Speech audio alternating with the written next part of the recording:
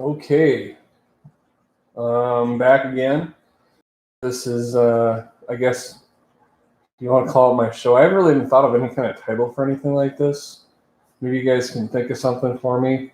Again, kind of as I guess you'd say I've traditionally done in my last few collection videos. I got to give it to Chris over at Classic Gaming Quarterly. Like I said, I guess I really never really thought of anything like that possible. I know that seems really strange maybe to say that, in this day and age that people, I guess whether it's just because they feel they have an interest or a passion or something, I guess this is their way to try to share it with other people and maybe reach people they never had otherwise. And I don't know, I guess Chris has kind of showed me the power of that medium. And while my my effort certainly doesn't hold a candle to his, because he does such a fantastic job, I still want to give the guy credit who inspired me. And so thanks again, Chris. So things that kind of help inspire people are sometimes when you make a connection with maybe viewers of some kind, and you never know who's going to watch. And so a while back, I do realize this is the title is supposed to be about my Super Nintendo collection, okay? But I definitely have to give this some credit. So anyways, as I was saying before, you never know who's going to watch. And a friend of mine, Ryan Shaw from my hometown, happened to view one of my streams. And he too has kind of gotten into the whole, I guess, collecting for video kind of thing. And he had heard me when I was talking about my NES collection, talking about how the McAdventure series by Kemco. And he had heard that, I'd played the game Shadowgate with my wife, and that was really kind of the first, I guess to say, together video game experience. I know that sounds all mushy. And I mentioned that I had another of this series, Deja Vu, and that I was looking forward to playing that game with my wife. And I mentioned that there was a third of that series of the trilogy called Uninvited that I didn't have. And I may have made a mention that it was expensive or difficult to get a hold of. Well, anyways, my friend Ryan, out of the blue, surprised me with this. He apparently had an extra copy of Uninvited. And like I said, if you know anything about this game, or at least the market for it, it is not the easiest game to find, and it's the most expensive of the three. And he sent it to me, and I don't know, it was really humbling. And I guess it really hasn't been too long when I first started my first stream, wondering if anyone would watch it, or if anyone would even care. And the fact that he would send this, I don't know, as a favor to not necessarily a favor, because I don't think he's expecting anything in return, as a gift to a friend, it just meant a lot. And so I want to thank Ryan for that. And my wife and I will definitely get a chance to play this one. I'm really looking forward to it. Oh, and also I should mention the new Shadowgate that just got released. I just saw a video review by Friday Night Arcade. Looks awesome. So I'm going to pick that up too. So anyways, that's Uninvited. Thanks a lot, Ryan. So here we are. The Super Nintendo. Super Nintendo was a system that I purchased, or I should say my brother and I really purchased it. The first time I ever played, before I get into this F-Zero game, because I got a lot of things to say about F-Zero. But anyways, probably was, I'm going to say 1992, 93, maybe, when I purchased the Super Nintendo. And the way I managed to have the money to afford it was I went to Funko-Land, which some of you may remember, and I sold off, I believe, 49 Nintendo games. And I mentioned this in my NES collection video, like how I had a lot more games at one point, and then I sold them off for a Super Nintendo. So I sold 49 Nintendo games, a NES console, because my brother and I both had one each. So we pared that down to just one for the household, I guess. A light gun, a power pad, and no, we kept the power pad, sorry. A light gun, the power glove, we sold that back. And then maybe a controller or two. And then for that, we got a Super Nintendo, and we had enough money. And this Super Nintendo that we got was just the bare bones machine with a single controller and no pack-in game. So with the money that we had enough money to get the Super Nintendo and just the controller that it came with in the package or whatever. And we bought an extra controller, which we bought an ASCII pad, which that's a super cool controller. If you can get a hold of one, please do. And one game. And the one game we got is what you're looking at right here. The first Super Nintendo game I ever played at somebody's house was F-Zero. I played this just shortly before Christmas, probably right after it more or less launched. I believe I played this at Bobby Gerlach's house. Bobby was like one of my best childhood friends, and my family and I used to have these Christmas parties, or as we used to call them, tree cutting parties. And the families would get together and cut down a Christmas tree for their families, and it really was an excuse for all of us kids, and we were kind of roughly the same age, to hang out and have fun, while the parents were having, of course, wine and probably some beers. And of course, there was tons of, everyone brought in dishes of, Christmas cookies, and other hors d'oeuvre kind of things. And it was a real fun night.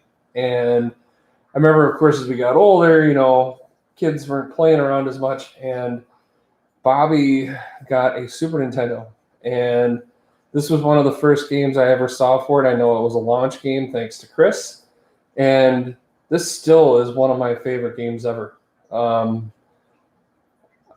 love the speed of it. It, of course, uses Mode 7, I think, in a pretty cool way.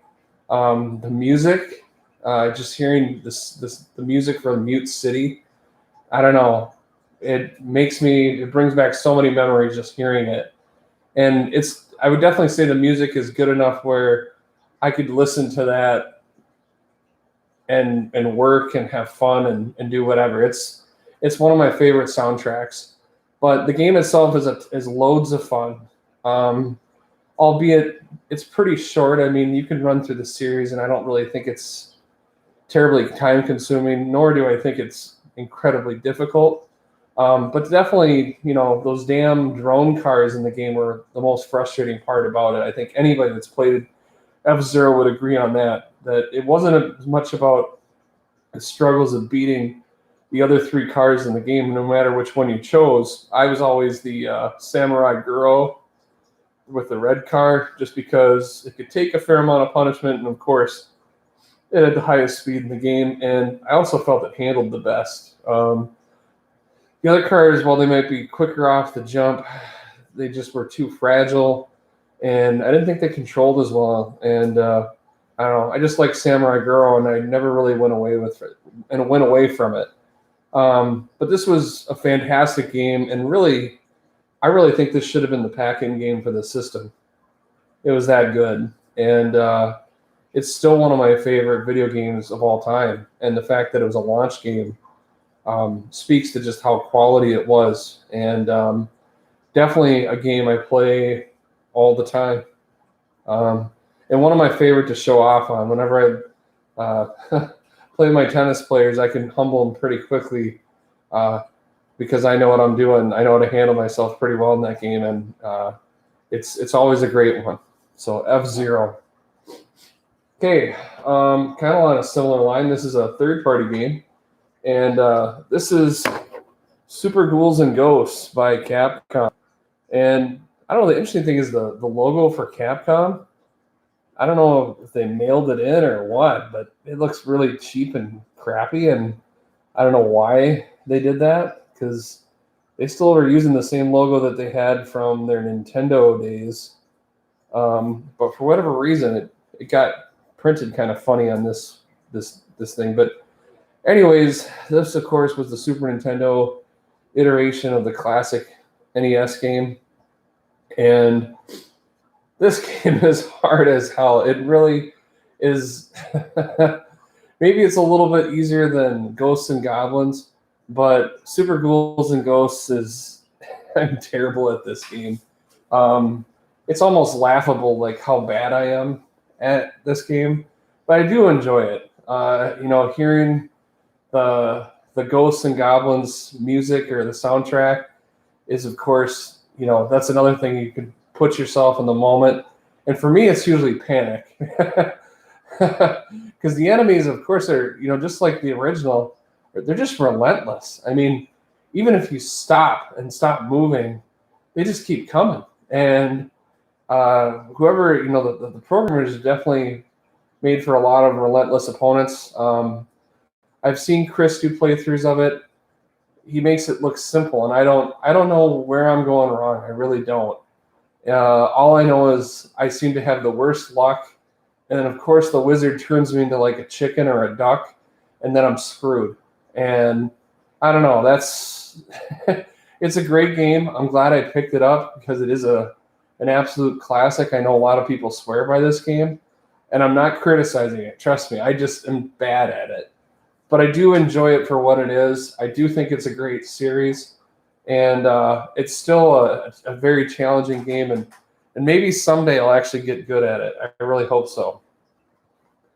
Okay, another game that happened shortly after launch was SimCity. And SimCity, of course, was better known for its popularity as a computer game, where, of course, you build your own city, and your goal is to try to get that city to thrive, and then you start suffering both, I guess you'd say, maintenance issues or other kinds of unfortunate disasters that will befall your city. And this is one where I really feel it's almost too bad that they didn't make this game after Nintendo had released the mouse for Mario Paint, because I think if this allowed me to utilize the mouse, I think I probably would have enjoyed it more than trying to navigate it with the standard Super Nintendo controller. And because, obviously this is not really a finesse game or anything like what I just showed you with Super Ghouls and Ghosts, but I just think the mouse would have lent itself better to what you needed to do for the game.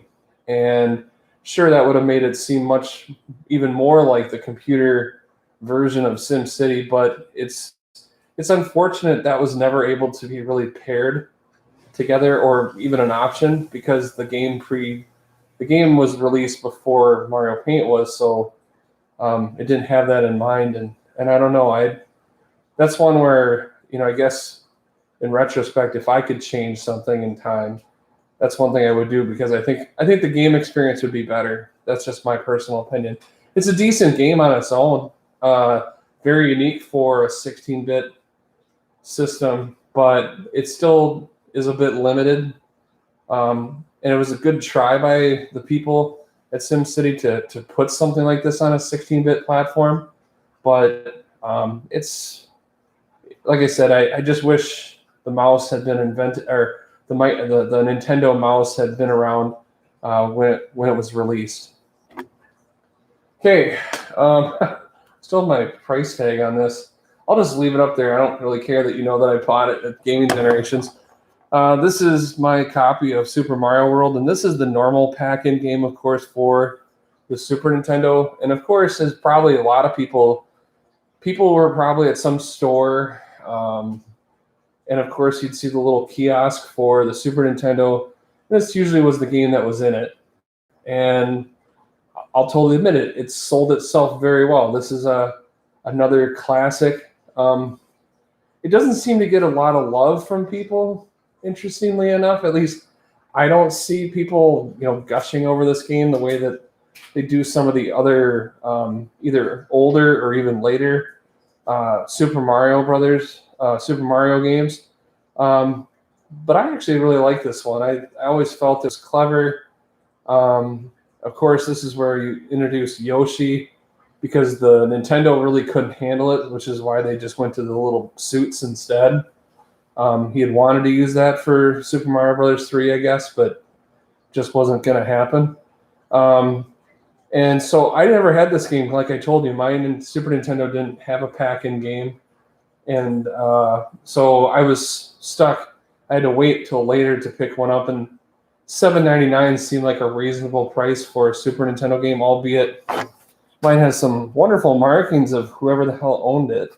But I didn't really care. I really just wanted to have the chance to have Super Mario World.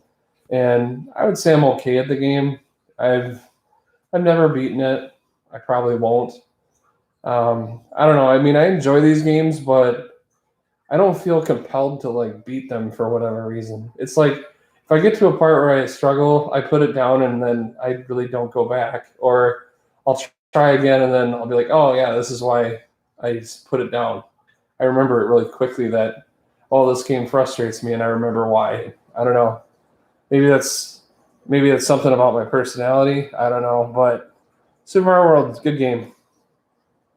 Okay, this also still has a price tag on it. Maybe I need to get around to cleaning these again. But this is a PTO 2, or Pacific Theater of Operations. This is a KOEI game, which was known for making like strategy games like Nobunaga's Ambition, Romance of the Three Kingdoms for the NES, and other platforms. And so Pacific Theater of Operations is much the same. It's a strategy game. You're moving these different military units in the Pacific War between the United States and Japan. And as a person who is a World War II buff, and especially, I will say I have a particular interest for the Pacific theater since both my grandfathers fought in the Pacific. This, of course, was a game that I thought might, interest me, and I do like strategy games. I may not have the patience for RPGs, but for whatever reason, I can sit around and play a strategy game for hours and hours and not care one bit. I don't know, weird how patience work, I guess. This game's okay. Graphically, it's a bit limited. Kind of plays like your typical strategy game with different, I believe, hexes, and you have to move units into position. There's different kind of phases, but it's still turn-based combat, and it's okay. I wouldn't say it's particularly entertaining, and obviously this is the kind of game that really is better on a PC or a computer of some kind. It just is, because this is still too limited for really what it's trying to be, in my opinion. So it's a reasonable game. It just doesn't have all the things that you really would want for a good experience, in my opinion. But I didn't pay much for it. I paid less than $6. Okay, kind of in the same tack, another war game. This is wait a minute here. Yeah, Gary Kitchen's Super Battletank, and I remember seeing this game a lot as a kid. Of course, the Gulf War takes place in early 1991, January 1991, and so the Gulf War was kind of a common theme in a lot of Super Nintendo games because that was really recent events. And for combat, of course, whether the games featured missions or equipment from that war, here you have it with Gary Kitchen's Super Battletank, where you're driving around in an M1 Abrams tank. And I thought it was okay. I mean, again, probably would be better in more of a computer type format. I've played computer tank simulators, and they're probably a little, obviously, probably a little more real to life in the experience. But it's an okay game. I mean, there's not a lot of variety in what you do. You drive around and destroy targets with the tank. There really isn't much more to be said. There's different kinds of missions you accomplish and whatnot, and really it's just a matter of getting comfortable with your environment and learning how to use your controls and whatnot. And it's an okay simulator, but again, limited by what a 16-bit system can do. And this is a game you can usually find at any retro game store, just because there are a lot of them around, and the game itself is not particularly valuable. So it was a cheap pickup, and I probably paid less than $5 for it. So it's kind of like you're not, even if I hated this game, which I don't, you really can't say it's a huge waste of money.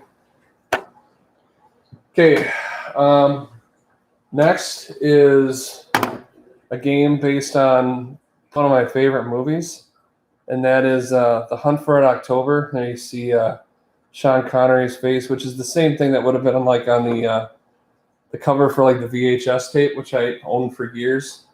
You are the Red October, which of course was this fictional Soviet submarine, and you have these little missions, and of course it's nothing like real submarine combat. It's more like a platformer, except for the submarine is the thing that's moving around, and you're taking on a bunch of other subs and ships and trying to do your best to try to not get killed. It's kind of frustrating. There's not a lot of depth to this game, no pun intended when I'm talking about a submarine thing. Yeah, rim shot for that one. That was pretty bad. But anyways, it's an okay game. They did make The Hunt for October also for the regular NES, because it was kind of coming towards the end of the NES's lifespan, so it got a 16-bit version, and the 16-bit version is better than the Nintendo version, but even the Nintendo version is pretty, it's really nothing to get too excited about. I didn't pay a lot for the game, and again, it's one of those ones where it's probably more cool just because it's after, I think it's a good film. I like the film better than the book by Tom Clancy, but because the film is much more exciting than the book. It really is. I won't spoil either, other than to say that you're better off watching the movie. But I don't know, it wasn't bad. So I guess as I started to get back into like collecting for Super Nintendo and Genesis and regular Nintendo, that meant I was spending time looking at like the different libraries. I have an app on my phone, Retro Collector, and it's okay. It kind of sucks to have to buy the different libraries as you catalog your games. And as I was kind of scrolling through the library for the Super Nintendo, I was of course coming across titles of games I'd never heard of before, and so I saw this one and it said Carrier Aces, and I clicked on the title, and it showed me a picture of the cover art on this. And the cover art doesn't show up too well. Maybe it'll show up better. Yeah, that's much better. Maybe that's how I should show all my games, now that I think about it. And you can see, of course, it looks like you're going to hear my geekiness in about a second. That is a Nakajima B5N Kate torpedo bomber, and you can see the Kate is releasing its torpedo towards an American battleship. And if only this game was that exciting. I watched a quick walkthrough and I thought it was okay. This is not a real good game. It's not a very easy to find game. I think I bought this on Amazon somewhere. It wasn't that expensive, but it's not a game you see very much, and I totally understand why they probably didn't make very many, but it's not a good game. Graphically, it's not real great, and when you play it, it does like this strange split screen for yourself and your plane, and you kind of see your plane from I guess you'd say kind of a third-person perspective a little bit. So you're outside of your aircraft. You're not flying from the cockpit of the plane. And the controls are really not real tight. And I don't know. It's just not very well executed. I mean, they try to have the details right in terms of like the statistics on the planes and I think the performance on the planes, but after that, everything else it pretty much falls flat on its face. And I played this one and was terribly, terribly disappointed. While it looked like I said like someone put some time into the research part of it, unfortunately they didn't seem to know much about playability of the game, and that's really where the game is a major, major letdown. And so I don't know. I guess it's unusual enough. I mean, I have it, but it's not a game I'm looking to pick back up and play again. Now for a game that's much, much better that way, and it's a little different, but this is another one you can actually find quite a bit at retro stores. Yet I was the only person that I knew that actually had this game, and that's Wings 2 Aces High. This is a rare World War I air combat game for the Super Nintendo. In fact, it might be the only World War I air combat game for the Super Nintendo. I know that I think in Pilot Wings you can fly, I want to say you can fly a biplane in that, but I could be wrong. But either way, it uses lots of Mode 7 graphics. You are in command of 4 pilots flying for the British during World War I. And as you go and complete missions, you depending on how well you perform your missions, you earn, I guess you'd say, like kind of like these bars of energy, which you can then use to augment your plane's performance in terms of like speed, the plane's ability to take punishment or what they call stamina, as well as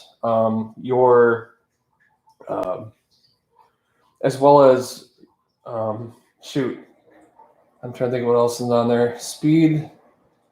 I think firepower is on there, which kind of gives you your ability, because in this day and age, air combat pretty much was limited to either machine guns or bombs.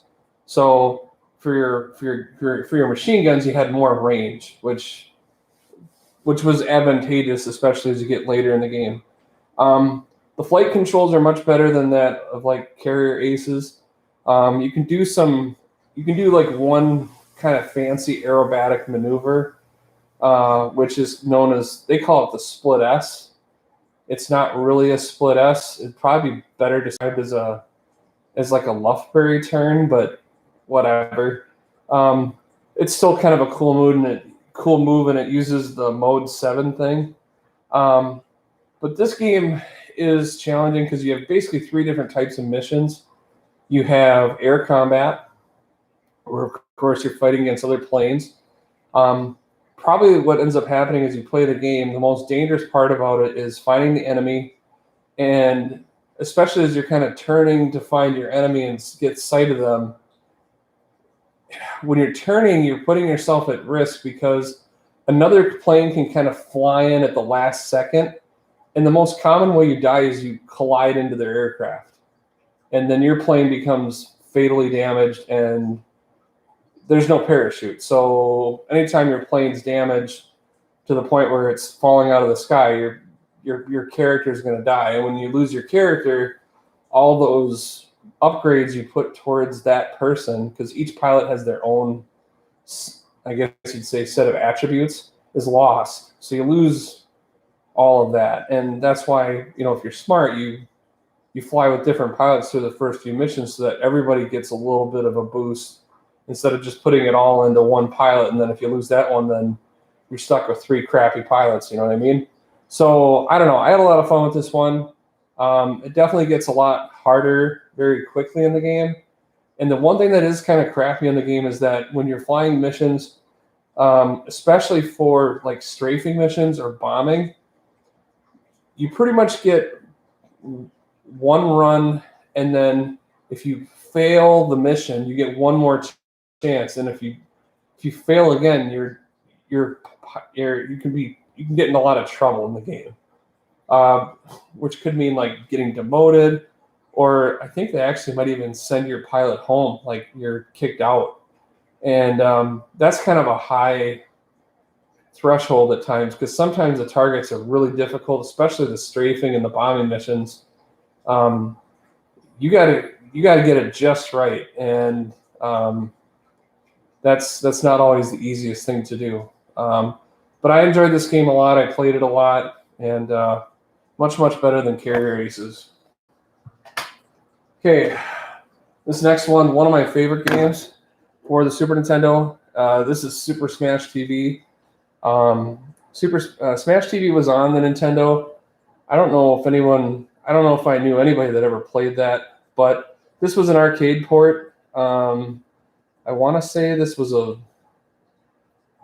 was originally a Williams arcade game. I could be wrong. I want to say Williams was a Williams arcade game. But anyways, it is a kind of a top-down kind of like shooter where it plays a little bit like Gauntlet, where you'll just see hordes of enemies, and some of them blow up, some of them just, they're just physical enemies. They're kind of just running towards you, and if they hit you, then your character gets killed. It's much more fun to play this game cooperatively, and there are different special weapons that you can earn, which you only have for a limited amount of time before they run out of ammunition. Then you're back to your main like machine gun again. And then also in the game, there's these little like prizes, whether it be gold, Super VCR, yeah. Whoever wants toasters, cars, and of course money too, and other things like extra lives, which are pretty rare, or shields, which are really important. And the game's a lot of fun, kind of hectic. And when you beat the game, it simply just recycles. You play it over again, and if you start it on an easier level, it has you play at a harder level.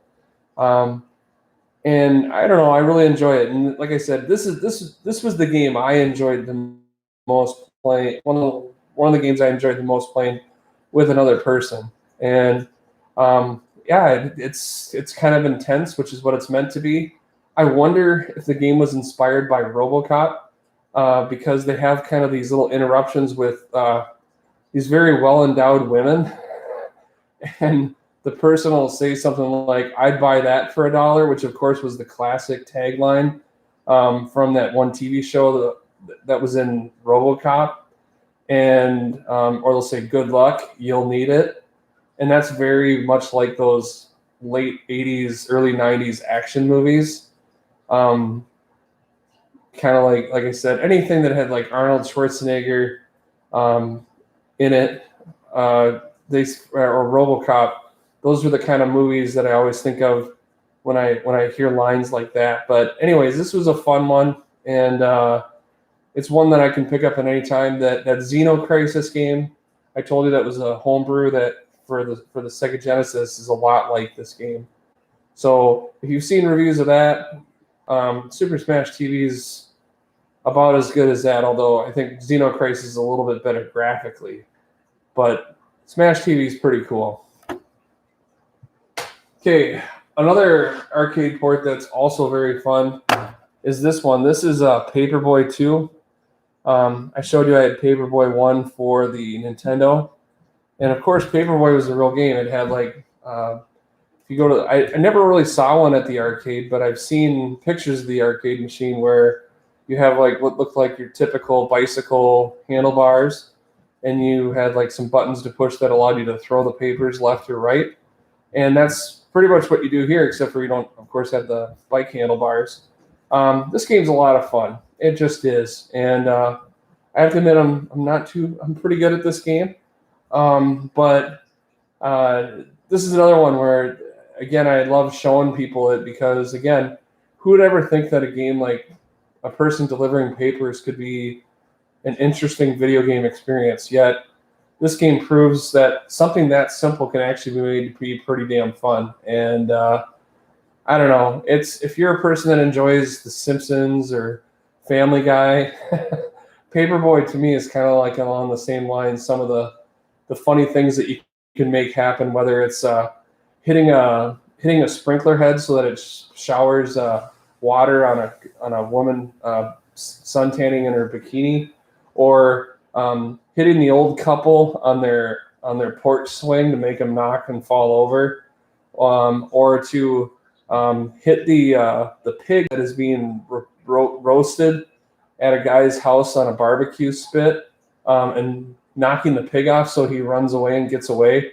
That's just funny to me, and it was always fun making stuff like that happen in Paperboy 2. Definitely one of my favorite games.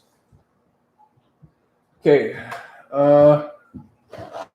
next is Batman Returns. Batman Returns. This was a game I actually saw Chris play. I want to say this was part of his Christmas Day games. Chris did a stream once a live stream where he was playing games that had different Christmas themes. And of course, in Batman Returns, he's fighting against the Penguin. And if you remember seeing the Tim Burton movie with Michael Keaton as Batman and a very hot Michelle Pfeiffer as Catwoman, the film was featured a lot of winter scenes, and this is basically a classic beat 'em up. And I actually think Batman Returns for Super Nintendo is a pretty fun little game. I never played it back then, so after I saw it on Chris's stream, it was one I definitely made sure I got. I do have this also. I have the NES port of it, but that's a way different game than what's on the Super Nintendo, which is more like an arcade beat 'em up, but a fun game, which was pretty honest in the movie. Like the different villains definitely look like the same Tim Burton stylized villains. So put Mario Paint.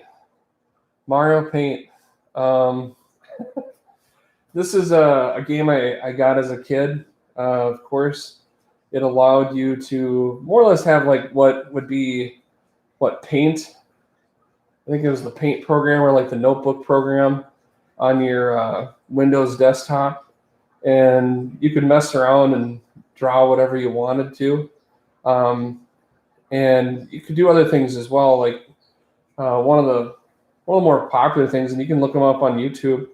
There's a whole bunch of people that have taken the Mario Paint music program and made all different kinds of songs from actual Nintendo themes, like from different games, or they've made other kinds of music through that program. And it's unbelievable what people have done using that kind of, I guess, the limited nature of that, and just done great things with it.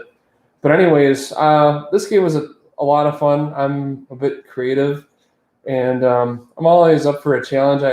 You could make cartoons in this game, and by cartoons you had like these simple, I guess, different frames. You could do I want to say a 4-frame cartoon, or maybe up to maybe 10. And I don't know, I made this really weird, twisted cartoon series, I guess, for the game. I haven't made it in a long time, but it was called Larry the Convicted Serial Killer. And he was a guy who lived in a world of very naive, very helpless people. And he looked kind of funny because he had these big lips in the game, and apparently they didn't like him, and they'd make fun of him. And as soon as they made fun of him once, then he'd go like on a killing spree. And I guess as a teenage kid, I thought that was hysterical. A lot of people would just think it's really twisted and disturbing, but I had fun with it. I don't know. That was my deal. They also have like kind of like coloring book pages, and you can color different scenes. One's like an underwater scene.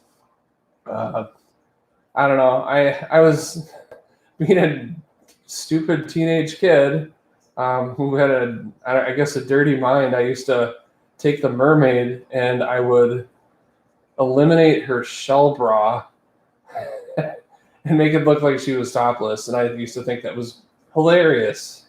But of course, it was just a teenage boy being a teenage boy, I guess. But a lot of fun. They also have a bug, kind of like a fly swatter game. As kind of a little mini game that's in this program. That was always kind of fun for some mindless entertainment. This is one game I did manage to get my wife to play. She had a lot of fun with it. I showed her some of those stupid things. I think I made a Larry the Convicted Serial Killer cartoon for her, which she did not think was terribly entertaining. And I showed her my my art skills for the mermaid, and my wife thought that was immature. I don't know. You can tell me what you think of me in the comments section below, but I had fun with it. Okay. Kind of along the lines of maybe another game that's pretty easy to find at any retro gaming store is this one. This is it was $2.99, which tells you how quality this game is. This is Super Battleship. Parts of it are kind of has you seen a ship and like your own gun sights and blasting away at it. Other parts of it are like literally playing the game of Battleship, of course, where you're yelling out these coordinates on a simple grid like B2, right? And you're seeing if you hit or miss, right? Well, that's pretty much what the game is. So the game's not terribly exciting. Needless to say why it's $2.99, because you can, of course, play that board game yourself with a friend and probably get more entertainment than playing it, I guess, by yourself. I guess the only thing that you can say is, at least in this game, you don't need another player with you to play against. You're just playing against the computer, but it's really not that much more entertaining than that. So that's Super Battleship. Okay, these next set of games are going to be sports. So again, I know that some people are not big fans of sports games, so I'll try to race through them a little bit. First one's NCAA Final Four. This is obviously a basketball game. I'm not doing this to mock anybody, since this, we should be, I don't know, maybe a little bit maybe towards the end of the NCAA tournament, considering what time of the year it is, and sad that it didn't make it this year. I never cared. March Madness was okay for me like twice, and then I stopped caring about it. But this game, you can have that March Madness experience in your home, and the basketball is just not real exciting. The graphics are kind of blah. It could be a lot of NCAA. I mean, it had a pretty good selection of NCAA teams, so you could be some pretty obscure schools, but it wasn't particularly fantastic. Certainly wouldn't be anything comparable to or comparable to like a NBA Live, type of game, or NBA 2K. Nothing like that. It's pretty bad, and I don't know. It occupied my time for a little while, and I never really got rid of it. And it's not worth very much. This is definitely a game you can buy for dirt cheap, like most sports games, to be perfectly honest. NBA Jam. Now, this is definitely was a go-to game when friends were over. Based, of course, this was the Super Nintendo port of the classic arcade game. 2-on-2. You only had 2 players to choose from, so you just had to pick one of the 2 to be, or in a co-op, one of your friends was the one guy and you were the other guy. The Minnesota Timberwolves, my team, if that's what you want to call it, they were horrible, which I'd never be them. The team I was, and this might surprise you, my favorite team was, believe it or not, the Sacramento Kings. And why? Mitch Richmond is broken in that game. He is a rare player that had huge dunks, and he was a pretty good three-point shooter. And that's a pretty lethal combo if you have a person that can be a stud near the rim and a stud from outside. And he's a really good player. And Wayman Tisdale is a pretty ferocious rebounder and defender. And that's actually a pretty cool combination.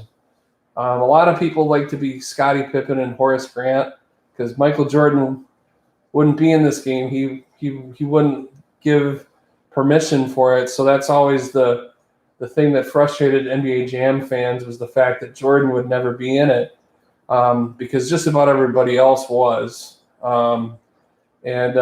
Still, it's a fun game. It did have a lot of unlockables too. You could be like Bill Clinton or Al Gore, or this weird kid named Air Bake. I remember that one too. But fun game, and if you can play it by yourself, the AI is kind of annoying because never really let your opponent get too far behind at times, at least if you had the AI activated.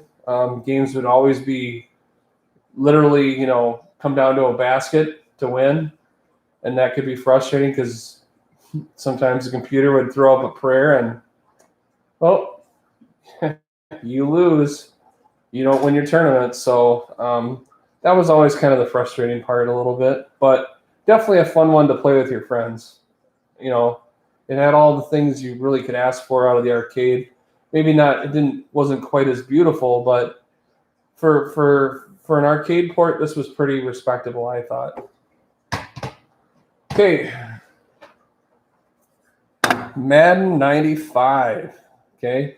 This marked actually a transition for the Madden series, and actually really, I think if you look at Electronic Arts games as a whole, the games played a certain way till you got to 1994, and then you could see it in just about every, I guess, all their different franchises or their properties, I guess you want to call it, whether it's the NHL or in this case Madden, that they transitioned. They definitely wanted their 95 games to be significantly different than maybe like the 94 and 93 games. So, and this one, the guys kind of gallop around. They look like they're kind of, I don't know, they're kind of, the graphics of how the players move is different. It's a little bit better quality in terms of like the playbook, and I think the overall execution is better. So this was actually my favorite Madden game. Plus, it had stats.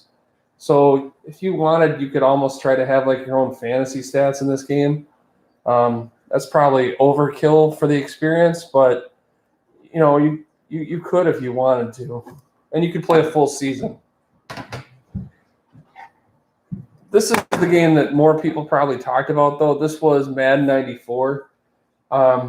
This game introduced, I believe, Maddenisms, where there was a digitized voice of John Madden in the game, because, of course, this is when John Madden was still doing his broadcasts. He was still probably the most famous NFL football commentator, along with his partner, then Pat Summerall. But Pat Summerall's not in this yet.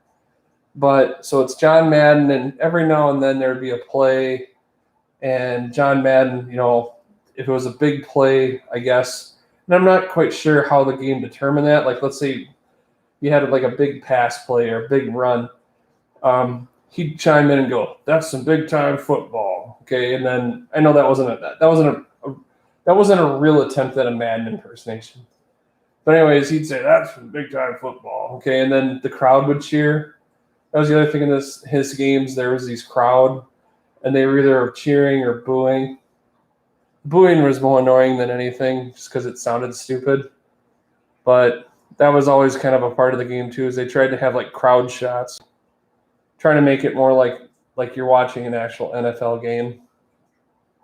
It was okay. The one thing I do like is that you could be different classic, I guess you want to say, NFL teams. So for myself as a Vikings fan, you could be the 76 Vikings, back when we had Fran Tarkenton and Chuck Foreman and Carl Eller and Alan Page, the Purple People Eater days. That was always kind of neat that you could play with those classic teams. Plus, of course, just like most Madden games, most, not all, you could, of course, be the All Madden team, which is basically like a super all-star team of like the best players across the league, not just NFC, AFC all-star teams, the best players of all. So kind of a fun game. I liked this one. I think I probably played this one more.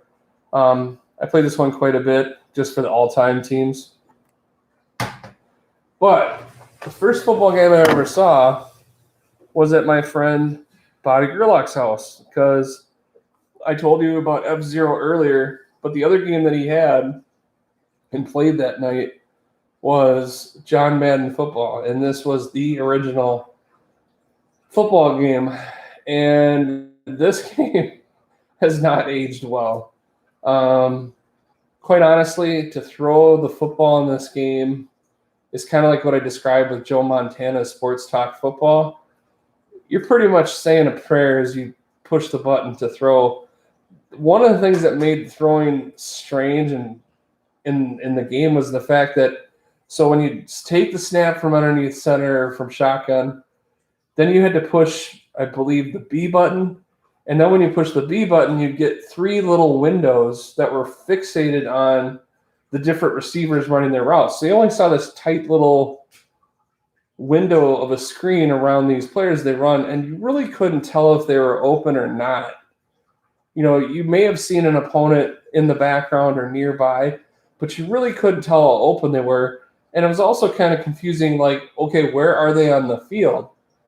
Because you just saw like green space out there.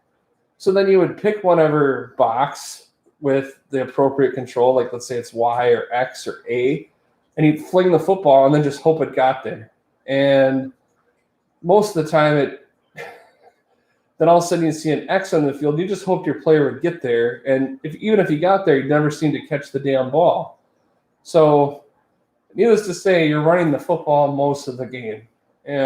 Only if you're desperate of a big and need a big play do you try to throw. And of course, the game's pretty dumb when you're just running the football left and right. And I don't know, it has not aged well, but if anyone wants to know what original Madden's like, go ahead and play it. And you'll be grateful for, I guess, maybe how football games, especially Madden football games, have evolved. Even though I'm not a big Madden fan anymore. I really am not. I think that's cartoon football. But anyways, that's what they used to be like, people. I kind of mentioned this one for the Sega Genesis one. This is Bill Walsh College Football. I really just purchased this game to see if it was any better than the Sega Genesis version of this, and it really isn't. In fact, the game is very much like John Madden football, but with college teams, and that's not very good. In fact, it's worse than the Sega Genesis version. And so after playing it once and winning my game, I don't really have a desire to really want to play it again. So it's not awful, but it's definitely a title that you can get cheap. Like I said, most sports games are that way, and it's not that great of a game. It just isn't. So I wouldn't recommend it, but whatever. But a much better football game is Tecmo Super Bowl, and this is Tecmo Super Bowl 3 Final Edition. The folks at Tecmo said this is it. And this game's pretty fun. Much like Super Tecmo or Tecmo Super Bowl for the NES, it has an expanded playbook. In fact, instead of, I want to say you had 8 plays. I think 8 plays for the Tecmo Super Bowl. In this game, you actually had a choice, I believe, of 16 plays. And you could modify your playbook. You could switch it up to change different plays. There's all kinds of gadget plays in there, including like double reverse flea flicker pass, which is crazy. But the one thing that I really liked in this game is you could create your own players. And this is one where you could spend hours trying to create a single player, because when you go to create a player, it gives you a player with so many bars to mess with, like the attributes, speed, strength, hands, which of course means catching the football ability, tackling, whatever it is, depending on your person.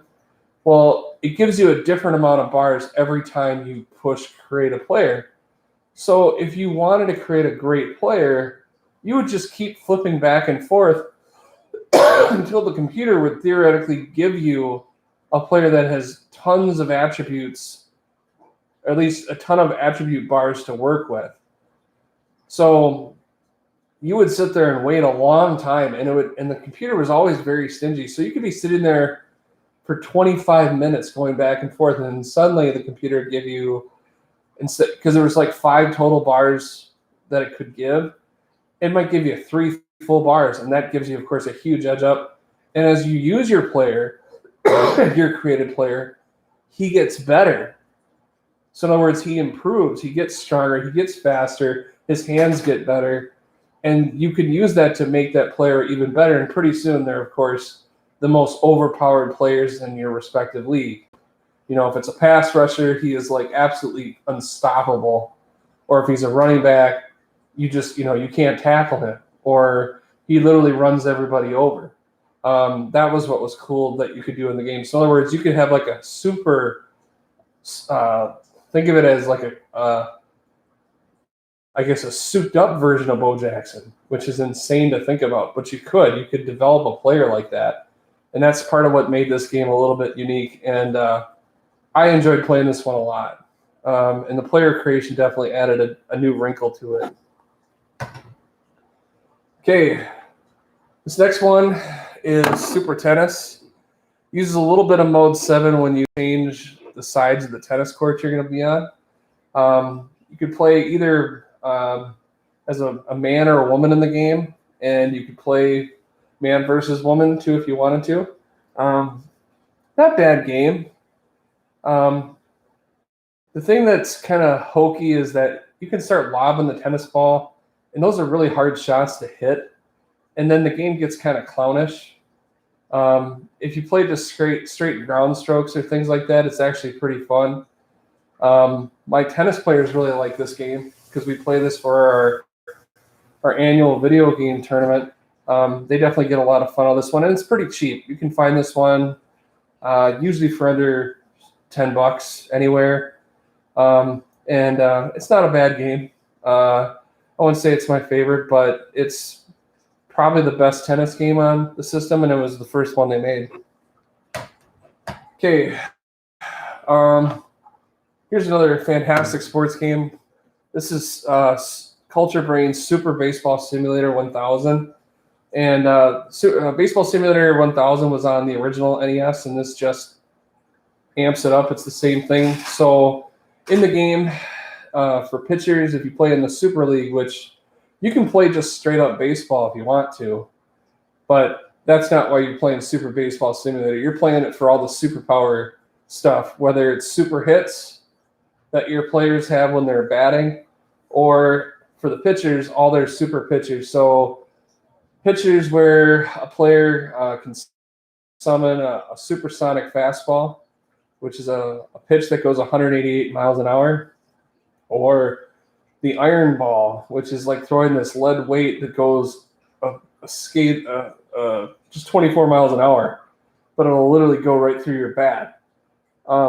It's a fun game to play, especially with other people. Playing against the computer is okay, but really playing against other people and putting them through all the craziness of the game, especially for there's a hit in the game where it flips all the directions of your opponent's controls. So down is up, and up is down, and left is right, and right is left. And it's hysterical watching a person try to figure that out on the fly, because of course they're throwing the ball all over the place where they don't want it to go. And that's, of course, hysterical. Plus, you are probably still running around the bases as they're trying to figure it out. But it's a fun game, and definitely one of the most fun ones to play in our tournament, because kids have never played a game anything like it before, and it's hysterical watching them try to figure it out. So that's Super Baseball Simulator 1000. Okay, so this next one is my friend Joey Owijan. He has a podcast called Brave the Wild. I will link it in the links below. and his favorite NHL game is NHL 95. Now, NHL 94 gets a ton of credit, and I'll probably be talking about that one very soon. But NHL 95, like I told you, for whatever reason in 1995, EA Sports wanted to like really upgrade their games. They had got a lot of popularity out of games like Madden 94 and NHL 94. And so they really tried to upgrade and make it distinctively different. And for NHL 95, the things that they added was there's a memory core to the game so that you could actually save and have a full season, which you could not do in NHL 94. The game plays a little bit faster. The players move faster, which I guess depending on your own preferences, that's a good thing or a bad thing. The other thing in NHL 95 that was different, kind of like what I mentioned with Tecmo Super Bowl III Final Edition, is you could create your own player, which that's another thing you could not do in NHL 94. But unlike Tecmo Super Bowl III Final Edition, the computer didn't change. You know, when you made a player, it was the same. They had the same amount of attributes to distribute. It didn't matter. You couldn't just go back and forth and wait for the computer to gift you a ton more points so you could make a much better player out of the gate. You just were stuck with whatever traits you could put it. But it was easy still, even with the traits you were given, to make a very, very good player right out of the gate. So there was no reason to really play that sort of game hoping the computer gifts you a great player. You were going to have a great player. I mean, this player would be almost as good as some of the better players in the entire game. So if you really wanted to be kind of cheap, you could actually make a whole team full of your own created players, and you would have a team that was as good as any all-star team in the game. I used to be the Quebec Nordiques because, of course, by 1995, the Minnesota North Stars had moved to Dallas, and so I didn't really have a team. And the Nordiques, I guess, were the team I liked. At least they were the lovable losers of the Eastern Conference. Had some good young talent, but they just hadn't been able to find the victories. Of course, they would the very next season when they moved to Colorado as the Avalanche. But it was fun being Peter Forsberg and Joe Sakic. And anyways, long story short, I did enjoy this game a lot. But I also enjoyed making my players. So my team usually had one or two players I created, and of course they were super studs. And maybe that's what Joey likes about it. I'm not sure. But you can ask him at Brave the Wild on Twitter. So anyways, that's NHL 95. But the game that more people love, doesn't necessarily mean it's better, is NHL 94. And as you can see, mine unfortunately was originally a rental game. As you can see by the terribly placed UPC symbol, which probably was scanned when they rented it out to people. But this is NHL 94. This is actually my favorite version of NHL 94. I know a lot of people swear by the Genesis version.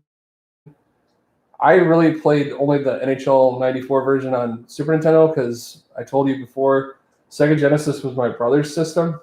And so he was very, I guess, possessive about that. And so I kind of let it be that way. He was, the game itself was in, even though the gameplay overall was the same between the Genesis and the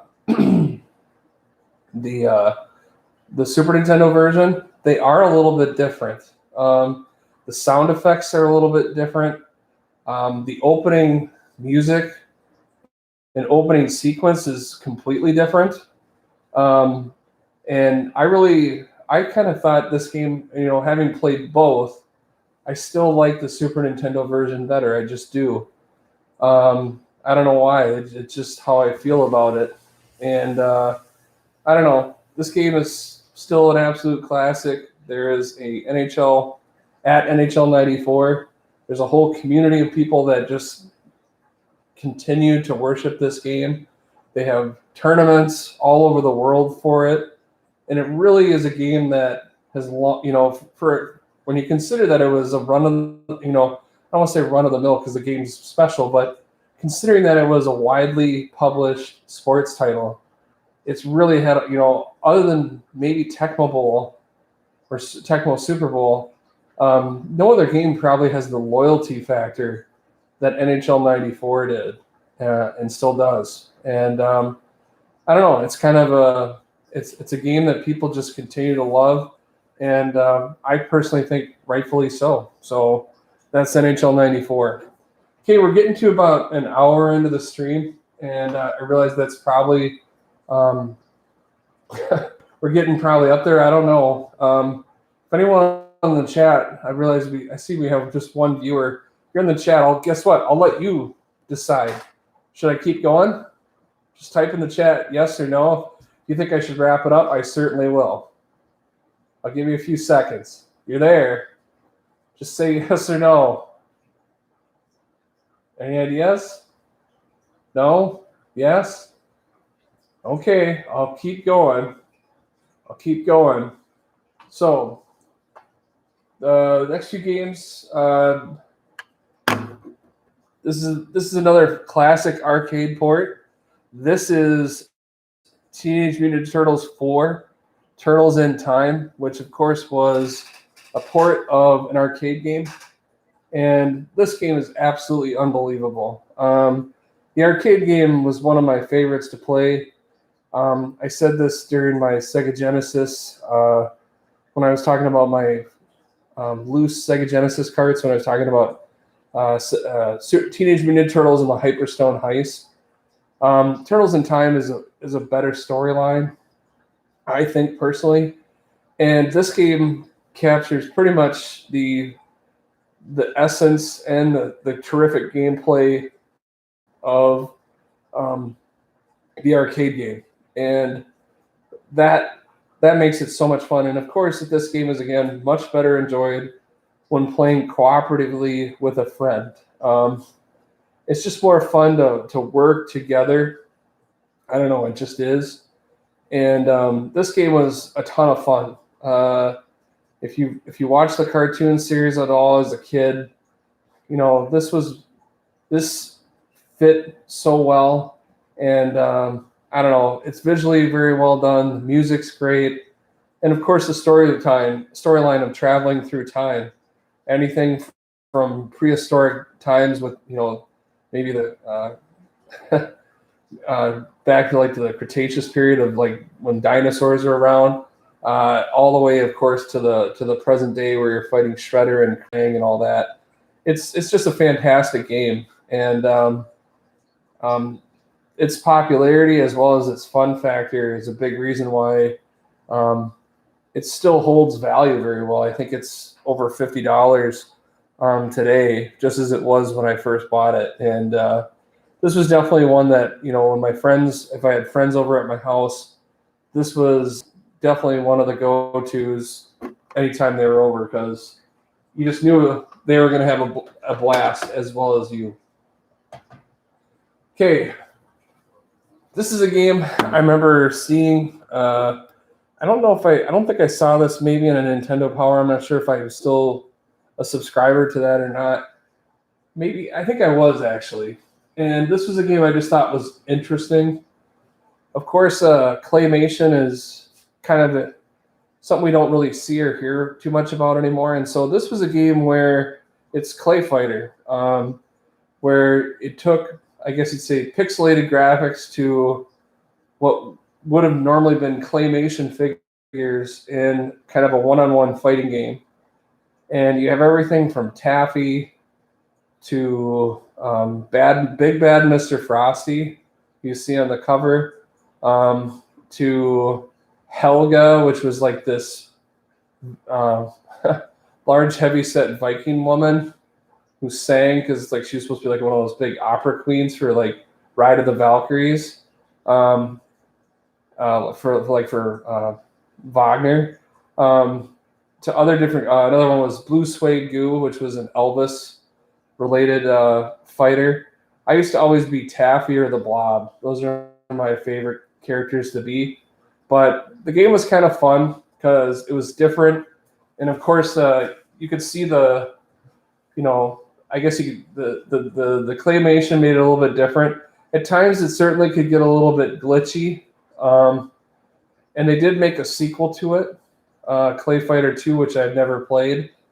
But it's a fun one. It was definitely something different if you were tired of playing maybe the more traditional games like Mortal Kombat, fighting games like Mortal Kombat, or of course Street Fighter.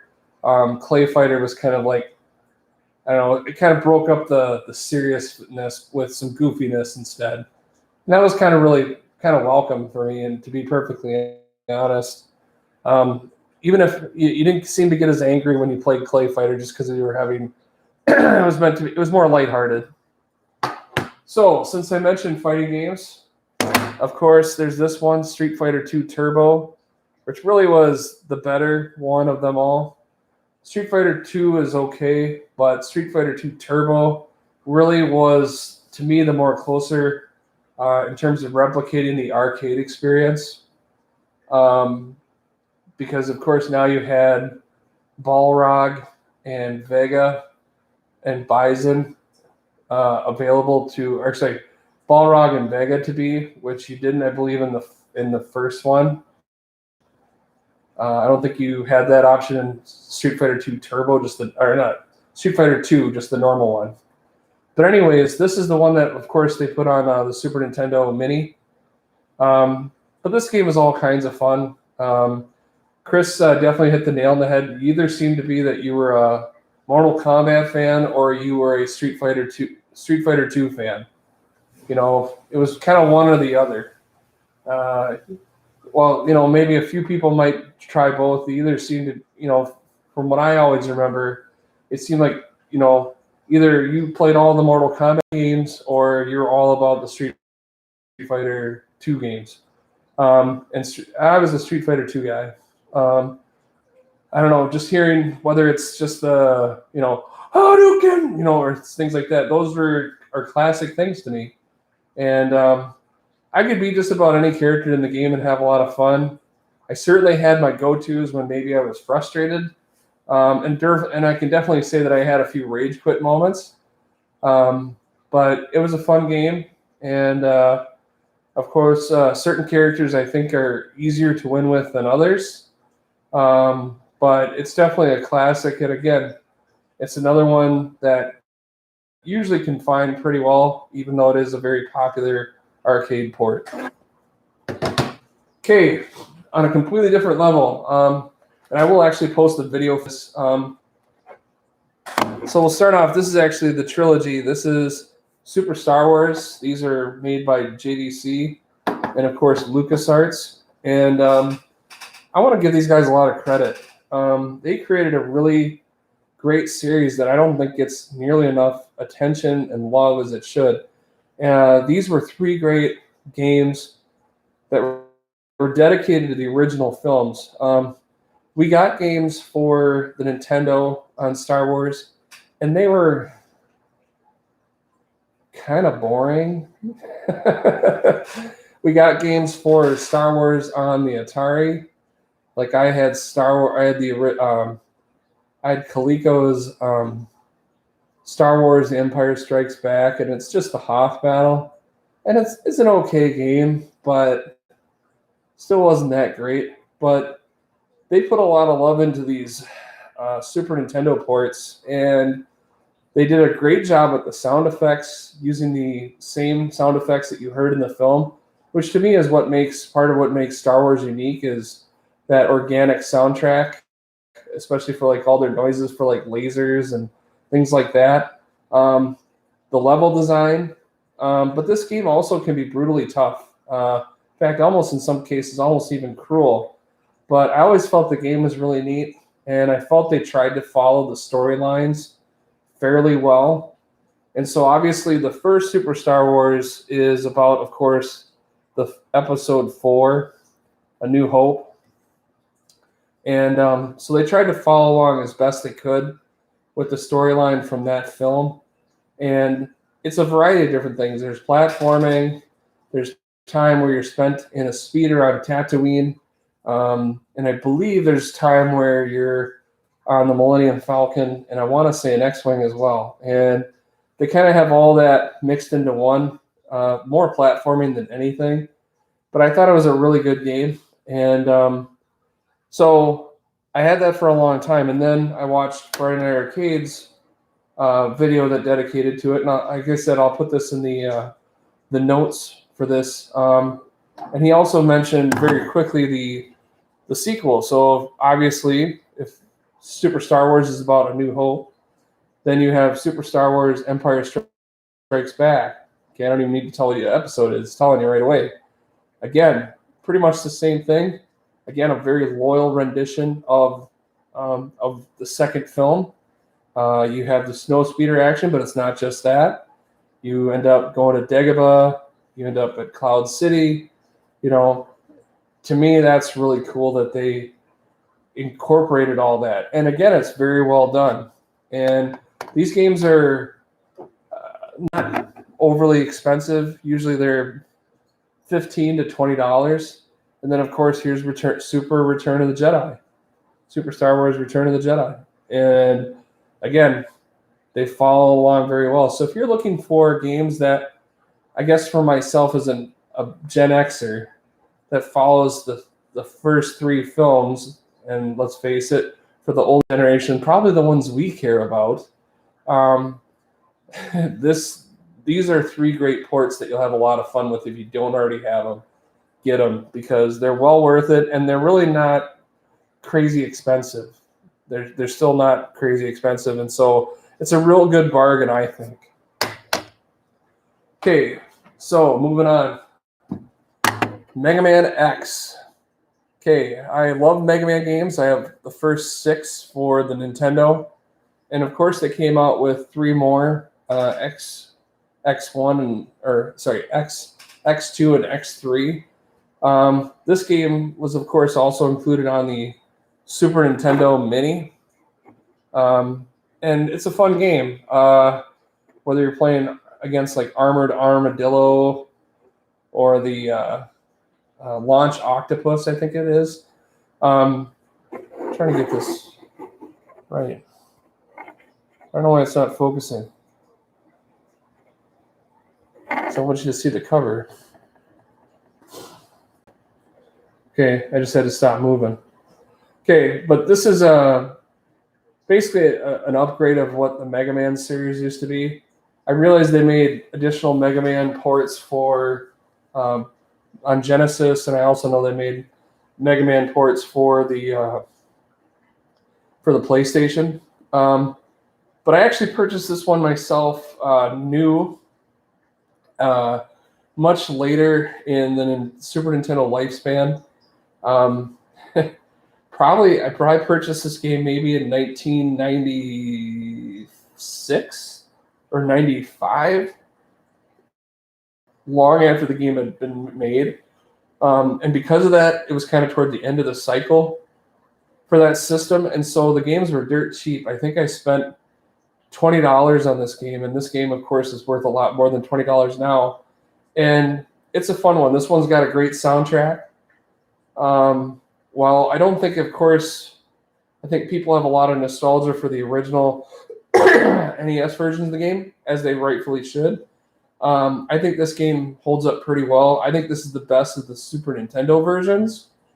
I don't know. It's a fun one, and I think if you enjoy the Nintendo ones, you should be able to like Mega Man X and be able to pick it up and, you know, capture that same feel that you had for the original series, in my opinion. So a great action platformer and great tight controls and everything that the originals were. Pretty cool.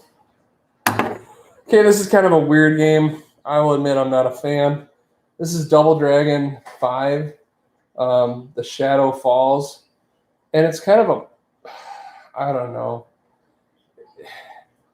I was hoping this game would be much better. I mean, it's a Double Dragon game, so it's meant to be a beat 'em up, but it also has kind of a fighting style, like one, player versus player mode, and the controls are really crappy. and I don't know why people like it. I didn't like it much at all, and hey, D Forte, good seeing you. You're the first person to ever chat with me. Thanks. So you got the first comment and the first chat comment. Cool. Anyways, this is Double Dragon 5, and I really didn't like this game very much. I picked this one up locally at Games for Us here in Boston, and it's not their fault. I mean, it's not necessarily a game you see a whole heck of a lot of, but kind of purchased it and was fairly disappointed. I don't know. That's just me. Yeah, you are winning. You're always winning. I don't know. I've never seen you be really bad at a video game before. I'm just saying. Anyways, this next one is a game I wanted for a really long time, and this is Wolfenstein 3D. And of course, this game gets pilloried by a lot of folks because of what had to be done to make Wolfenstein, I guess you'd say, Nintendo friendly, and by that I mean family friendly. For those of you that don't know, of course, Wolfenstein was created by id Software, and it was very famous as really being the origin of the first-person shooter. And it really is no different from those original early computer ports. But what they had to do to make it Nintendo safe had to have been incredibly tedious for the poor programmers. They had to go through the game, and if you played the original computer games, which, by the way, if you've been playing any of the new Wolfenstein games for like PlayStation 4 or something like that, you know that usually in one of the bases, there's a place where you can play the original old school Wolfenstein games there. Usually it's kind of like meant to be like a mini game. But anyways, they had to go through the whole game, and they had to get rid of all the depictions of Adolf Hitler. So what the poor programmer had to do was to go through because in the game there's literally portraits of Hitler all over the place. So they had to go through and wipe out his little mustache. So it's just a picture of a dude instead of Adolf Hitler, even though you know that's supposed to be Adolf Hitler. The other thing they had to do was they had to go through and get rid of all the swastikas. And of course, Wolfenstein, the levels featured tons of swastikas. They were all over the place because, of course, you're fighting the Nazis in the game. And that whoever was the poor person that had to go through all that code to get rid of all those swastikas, it had to have been just beyond annoying. But beyond that, the game is a pretty faithful port of the original first-person shooter, and it's okay. You know, you're grinding around with going through these, very maze and boxy like levels, and of course part of it is trying to memorize where you need to go to get the keys you need to go through the right doors, of course, to either get out of the level and get to the elevator, or of course fighting some kind of boss. And the mustache deletion had to have been, I don't know, I mean, can you imagine the hours that were spent just sitting there going through to every single level and doing, making all those small little superficial changes? It's unbelievable. But anyways, they did port this to the Super Nintendo. It's a pretty rare game. You don't see it very often. And I finally eventually picked this one up. I want to say I found it on Amazon Buyer. And it was a game I used to ask around at different stores, do you have it? And of course, a lot of them didn't even know that it even existed. But it's kind of laughable what they had to do to make it Nintendo safe. But I'm glad I have it, and I do enjoy it. It's just, of course, like I said, having played the original one and, understanding what they had to do to change it, it's you kind of feel for them.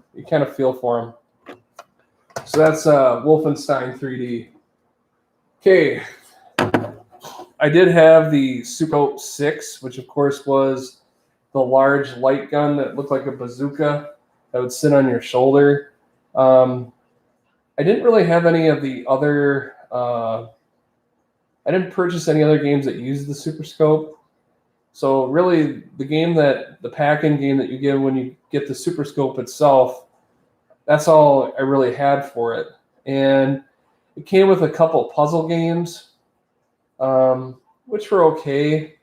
Then it came with a missile defense game where you're kind of like, I don't know, you're kind of like shooting down these incoming missiles as they're zooming or making their way towards your base. And obviously, if you don't hit them before they pass the screen, then they start damaging your base, and you can only take so many hits, and of course, then you're done. I enjoyed that game a lot. It was definitely at times, your eyes were feeling it because you had to concentrate so hard because the Super Scope, you were given kind of this little, it was called the Super Scope because you'd look through kind of a piece of plastic, and then it had kind of a peep sight. If you're familiar with gun terminology, a peep sight's just like looking through a little circle, and then that little circle is what you try to do to. It's pretty damn generic. I mean, a black label, that's all you need. They're just keeping it. I guess just keeping it simple. Maybe probably because they couldn't think of any really cool name for it. So Super Scope 6, that's what it is. It's 6 little mini games that you were given that were supposed to show you some of the abilities. They also had another game where you're like some kind of vehicle on a strange planet, and then like hordes of enemies come at you, kind of almost like, think of it like a stationary version of Space Harrier. So you're not flying through the level. The enemies are flying towards you, and you had to spot them quickly so they didn't get up close to you and then blast you with like some kind of laser. So you're trying to engage them at long range because, of course, you get more points. And again, you take so many hits and you're dead. That was probably the second most fun game to play on the Super Scope 6 game. But I did play it. Super Scope 6 was, of course, a little bit battery hungry because I don't know if you had 6 batteries. I think it was 4 batteries that it took. And, that was good, for maybe a couple days of play if you played quite a bit. But back then, everyone was buying batteries like crazy, I swear. So, anyways, it was a fun one. Since I'm talking about light guns, I got to talk about this bad boy, totally controversial. Lethal Enforcers by Konami, which, of course, was a game that ended up getting in front of a Senate hearing. Joe Lieberman, while he was crusading against, well, most people know him for the person who tried to kill off Night Trap. The other game he, of course, crusaded strongly against was Lethal Enforcers because he felt that the digitized human people that you were shooting just was simply too lifelike and troubling that you're sitting there just, it was like a human shooting gallery is what it was. And he felt that was wrong. And of course, the fact that you were given a light gun, the Justifier, which was the big blue. Actually,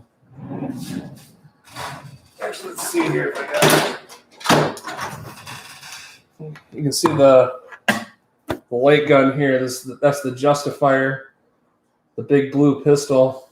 Okay, which is pretty much just like the light guns you would have seen at the arcade when you played Lethal Enforcers.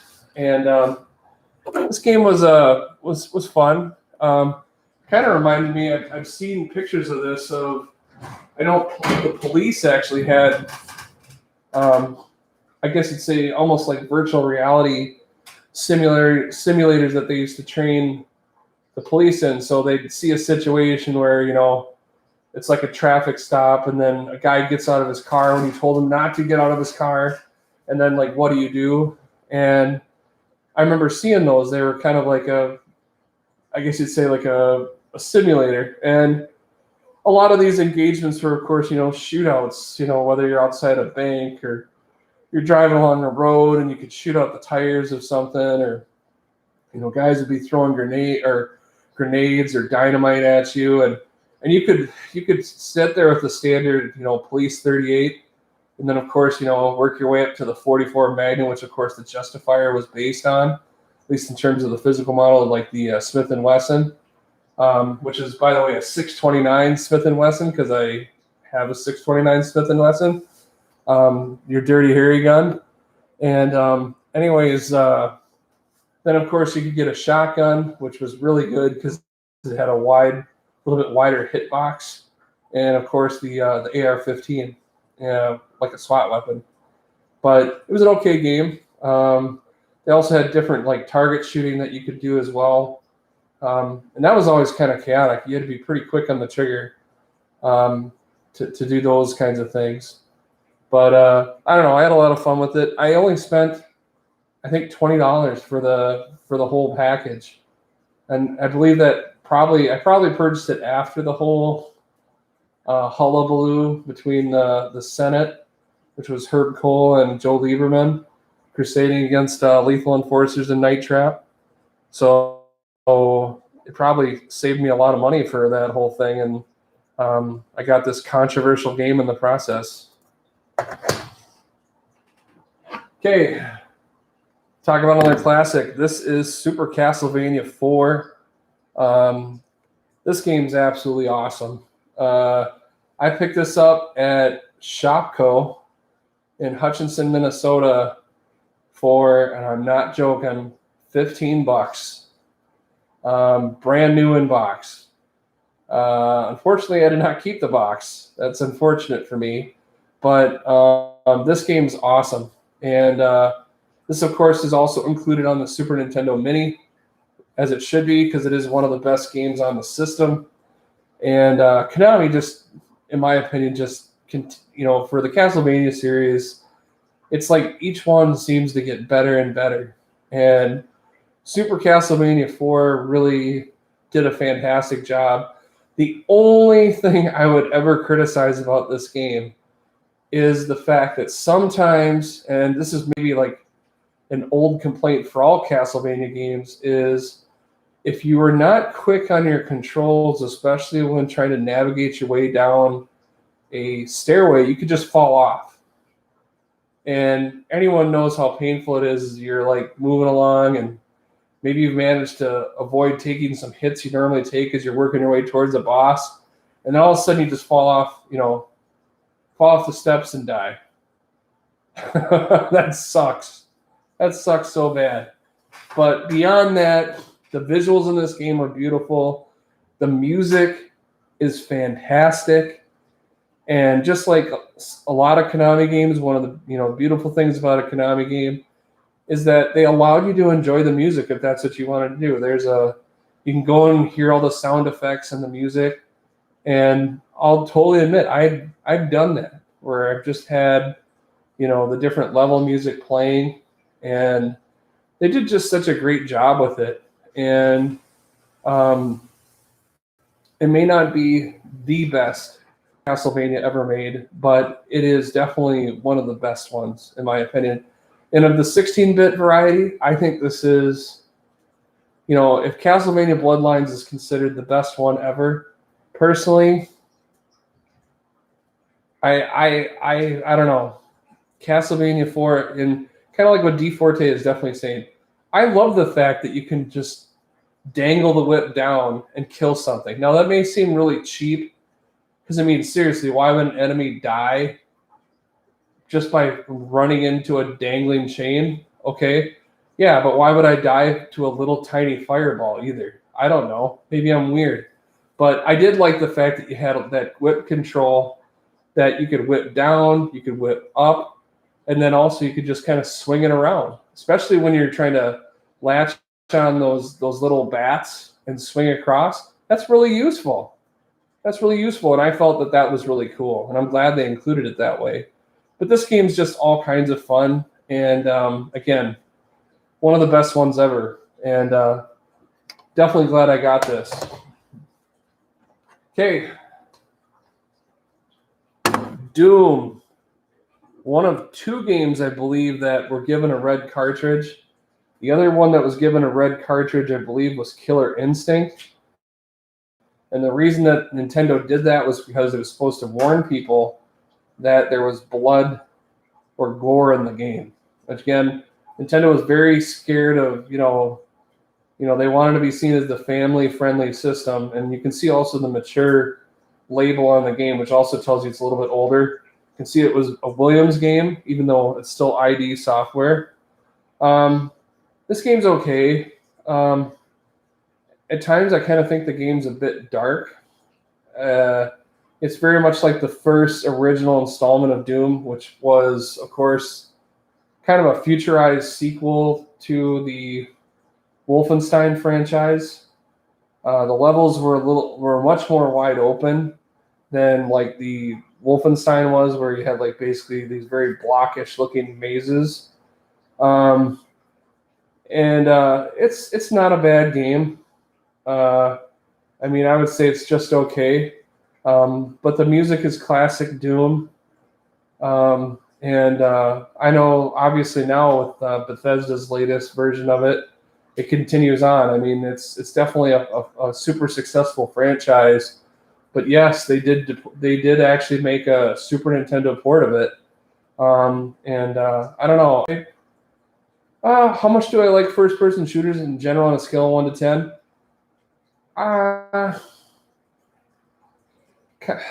don't know. I would probably say 7, maybe 8. It depends on which one it is. I definitely know that I've kind of gone away from the Call of Duty stuff. I don't know. I've enjoyed actually a series that you don't hear people talking very much about. I like Sniper Elite, in part because I like the challenge of the long-range shooting. And as gory as this sounds, I do enjoy the weird, bizarre, like, bullet physics they show. For whatever reason, that's cool to me when I see that. I don't know. I've enjoyed those games. Those are a little more about stealth a little bit, which is funny because I didn't really enjoy stealth very much for Metal Gear type of games, but I definitely like it for the Sniper Elite ones for whatever reason. But overall, first-person shooters, I mean, I don't know. They're kind of all the same. I mean, that's the one crappy part about it is that there's not a whole lot of variety. I would say I like the Wolfenstein ones better too, partly probably because of the subject matter, but also because Wolfenstein, for whatever reason, they're just so hardcore, and their storylines are so dark and just nasty. It's like playing in a Quentin Tarantino movie, if that makes any sense, D Forte. I mean, that's really kind of what it's like. It's like being in Inglourious Bastards, if you've ever seen that movie. But anyways, so that's Doom. Okay, these next games are probably more based on like space shooters, and this is the first one is Phalanx, and of course this game is maybe the reason anyone really talks a lot about this game, of course, is the cover art. Phalanx, of course, features this guy, this old man playing a banjo with his dog sleeping.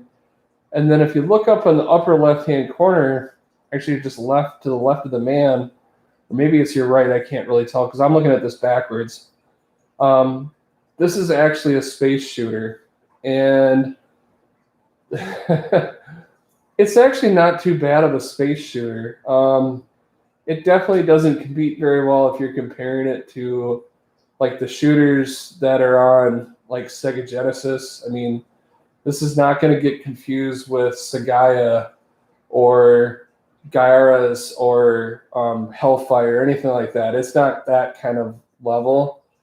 but it's actually not too bad for a Super Nintendo shooter. Yeah, I will totally admit I picked this up because the cover just seems so incredible to me that someone thought this would be a good idea. Because, like I said, I mean, it's known as one of the most notorious covers just because, one, it's strange, and two, of course, it was a massive failure because people just didn't realize that what it was really supposed to be. It was a shooter. So who in their right mind thought at marketing, hey, let's put an old man and a banjo on the cover? And that, of course, is what everyone makes fun of. But it's actually not too bad of a shooter, really. And it's unfortunate that it was given the label that it was because it's an okay game. And it's by Chemco. You can find this one. The game's a little more expensive just because of that. It didn't have a great. I don't think it had a very large print run, and also, you know, it wasn't terribly successful, and so people like to hold on to it as an oddity, I guess.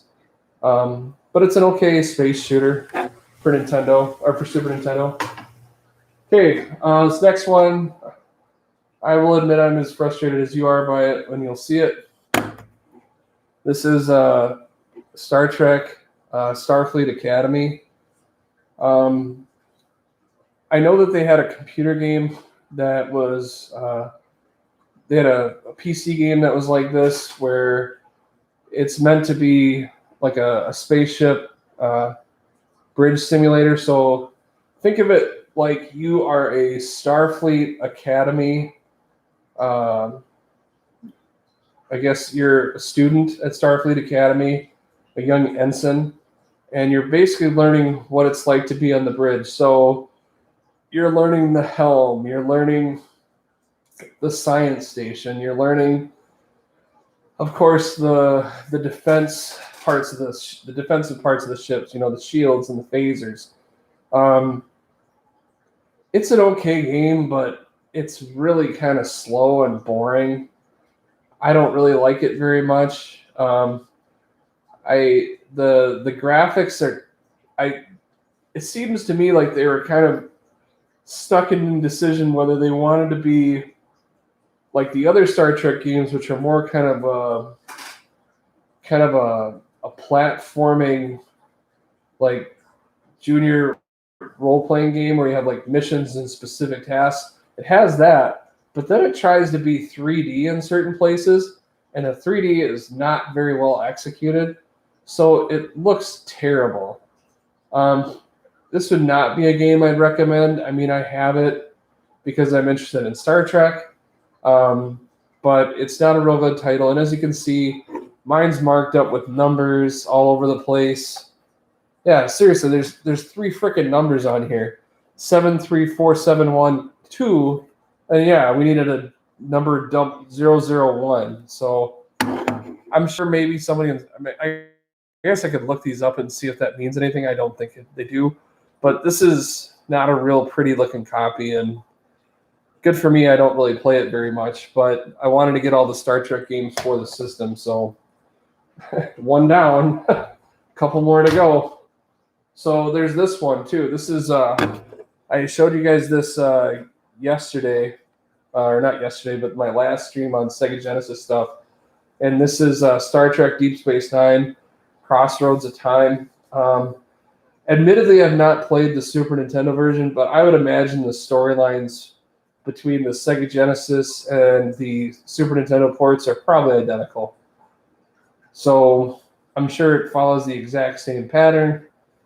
I'm sure you're supposed to do the exact same things. I'd be really surprised if I was to find out that it's a completely different game or very different storyline than was from the port for the other system. So it's kind of like what I mentioned with the other Star Trek games. You're going to have access probably to the crew of the Deep Space Nine, and then those different characters in the Deep Space Nine would have different attributes. And as you go through the missions, you know, part of it is picking the right characters to accomplish your mission. But again, I admitted to you in the Sega Genesis video, I've only played the first mission, and the first mission involved defusing some kind of explosive on Deep Space Nine that was set up in the station. And it wasn't really obvious to me like how or like what I was supposed to be doing. And so what ends up happening is I was unable to find the bomb or defuse it fast enough. And of course, I failed the mission, and it just starts you back over again.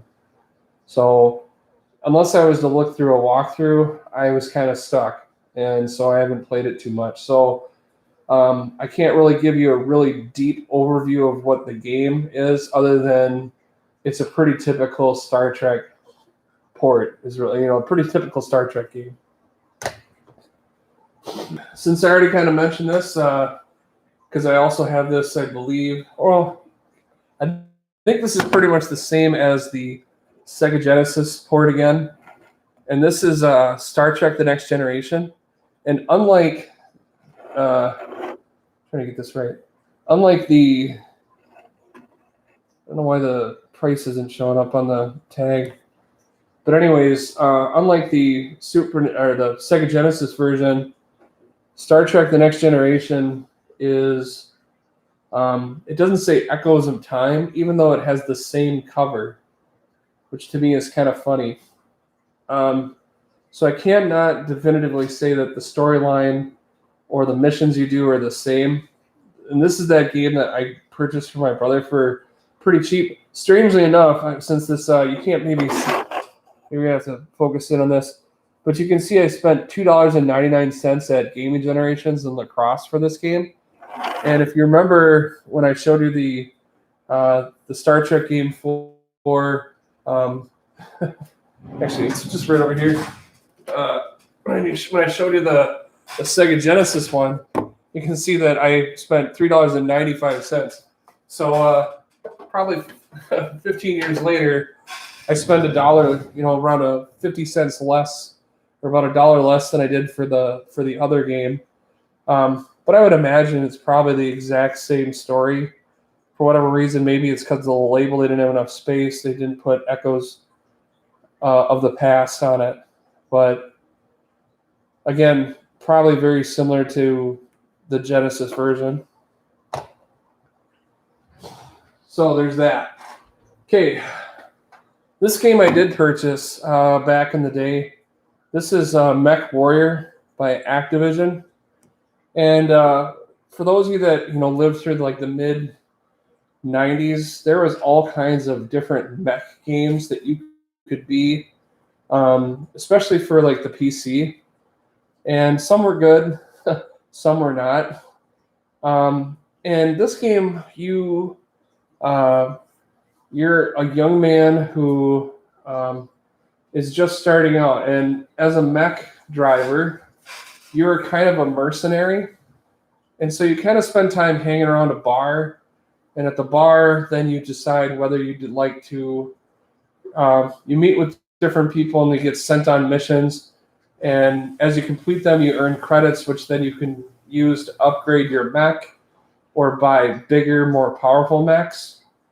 And the game is okay, and then there is an underlying storyline. You're trying to kill this group of mech drivers that are brutal and vicious, and so you're kind of on the hunt for them. So you're kind of seeking clues to find these handful of bad guys and kill them off. And sometimes the missions are easy, like you're defending a base, so you have a whole bunch of mechs coming at you, and as long as the base stays intact, you win.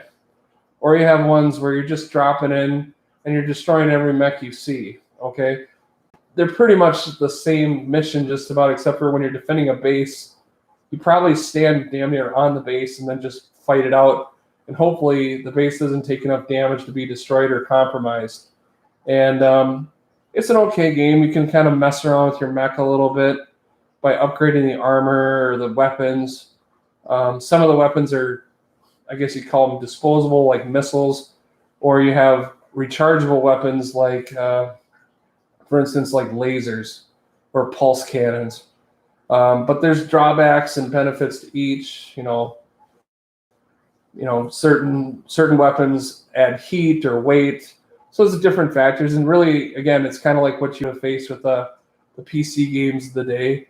I like this game, even though in some ways it's kind of stiff, which is maybe what you'd expect at a mech game. There was an invincibility code that you could use, which I'll be honest with you, I used all the time.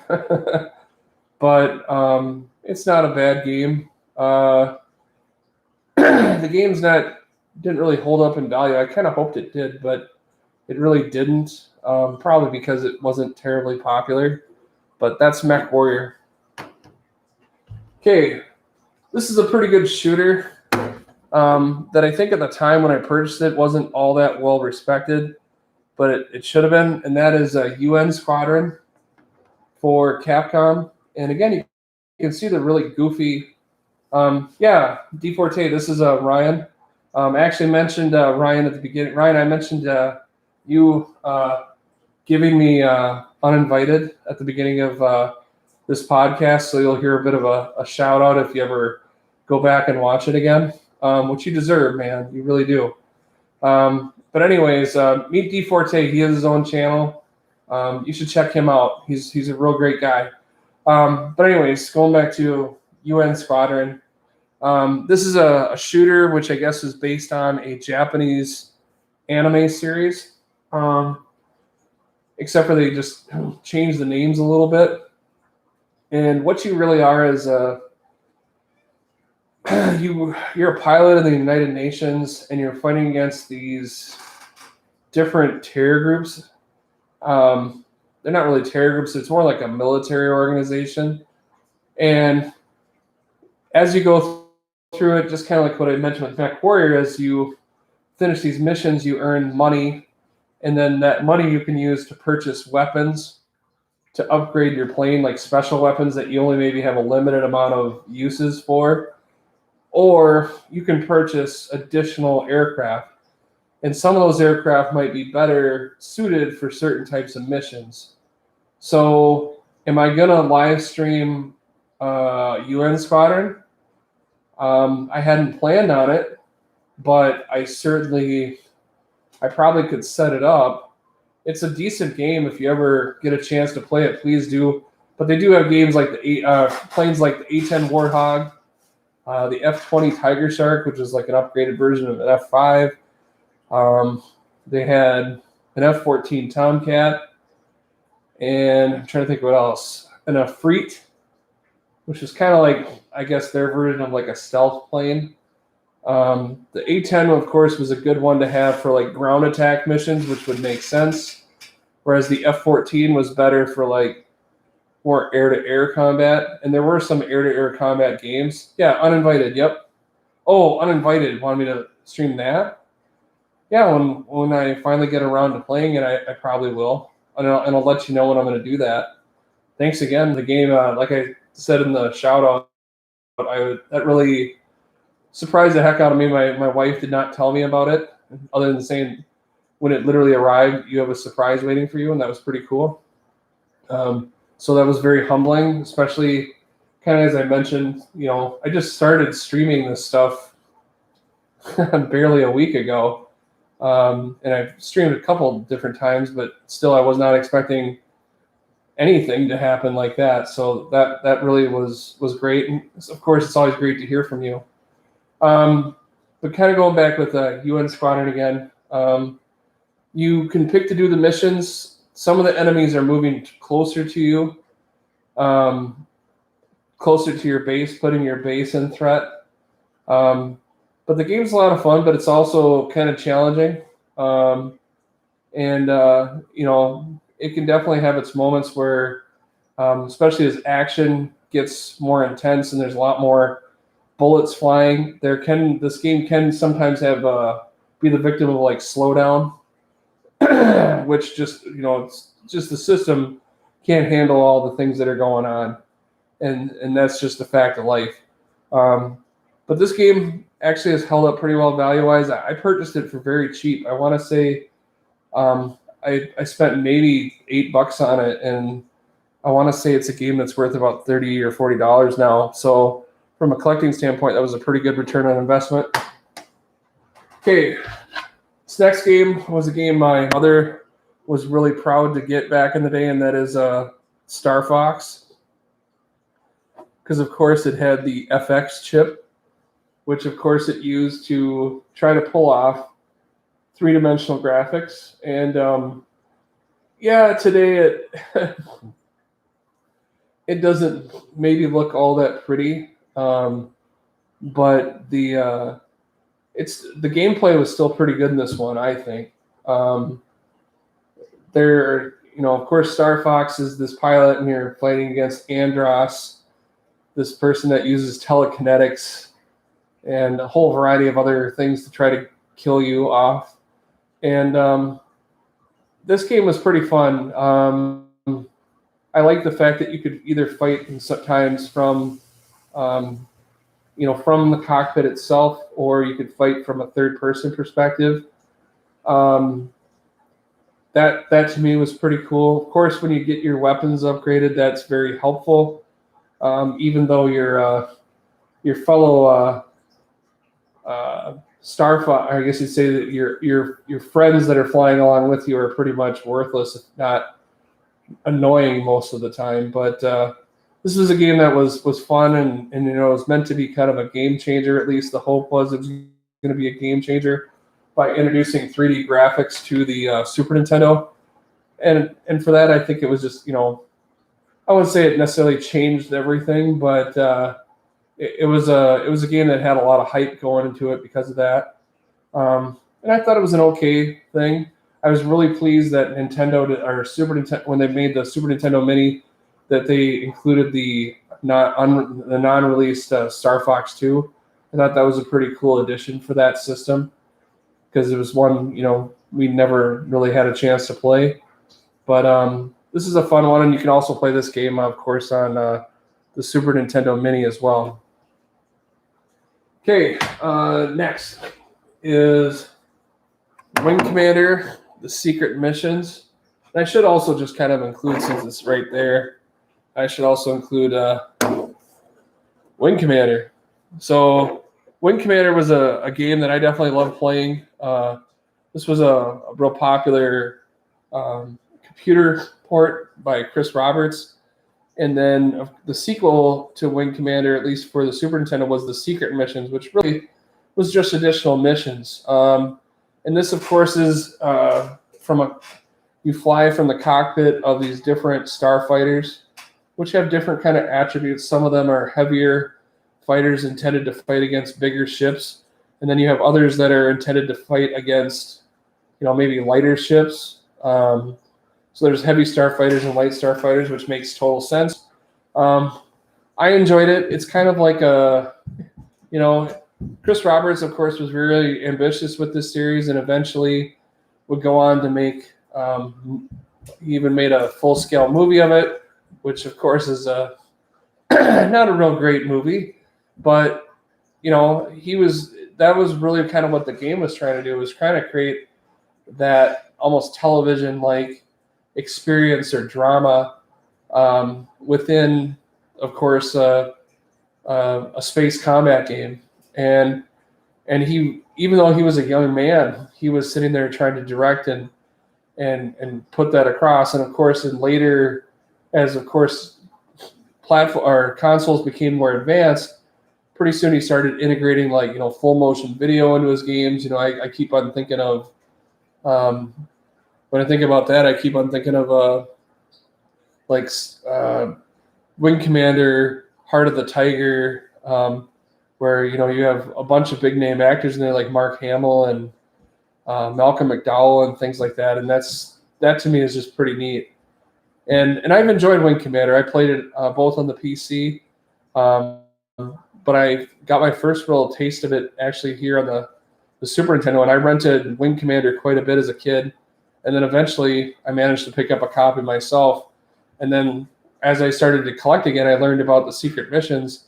So I picked that one up right away and went and played and beat that as well. And it's a challenging game. If you don't do the missions quite right, you lose. Where effectively they say your ship is destroyed, and that's that can definitely happen. And the same thing happens in the other games that they made for like the PlayStation as well. And so, in a way, you really have to make sure you execute well enough. Otherwise, like I said, everything goes bad in a hurry. And that's kind of the high stakes of games like that. And same thing with the secret missions. Okay, this is a recent pickup, and it's also a pretty unusual game. I picked this one up here in Boston. This is Thunder Spirits by Sega, and this is actually, get it close, maybe that'll clear up, please. Nope, it's not. Okay, try out here. Okay, this is Thunder Spirits. This is another shooter. I got this a couple weeks ago at Games for Us here in town. It was just one that was weird, and I took a look at it, and I could tell that it was a shooter. And like I said, the Super Nintendo didn't have a lot of shooters, at least many options for that. So, admittedly, I've not played this one yet. I'm curious to see what it's like. We'll see if it's better than Phalanx or if it's better than some of the other ones, although I'm going to guess, since I haven't heard of it, it probably isn't. But who knows? Maybe it's just as, because it wasn't a very common game, you don't see it very often. Maybe it's better than, or maybe it deserves more love than it's ever gotten. But I never had heard of it before, so that may not be a good sign. But one game I have heard about, and is a really awesome game, is Gradius 3. This game is fantastic. I got this late. Actually, I got this fairly early in the Super Nintendo cycle, and this game is fantastic. It captures all the fun of the original Gradius that was of course, for the Nintendo, and it just makes it even better. It combines great music. I actually have the Gradius 3 soundtrack on vinyl. Yes, it exists. It's really fun. And of course, the one thing that's cool in this game is that you can select how you want your different upgrades for the ship are. In other words, you can choose what you would like to, the different upgrades that your ship is capable of. And that's pretty cool. So you can kind of set it to your preferences. Do you want a more of like a tunneling laser?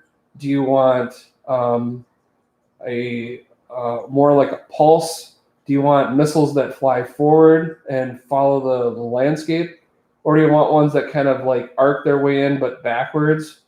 Do you want, how do you want your options? Do you want your options to fly like kind of like a flying V alongside you, or you want them to like rotate around your ship and act as an additional shield?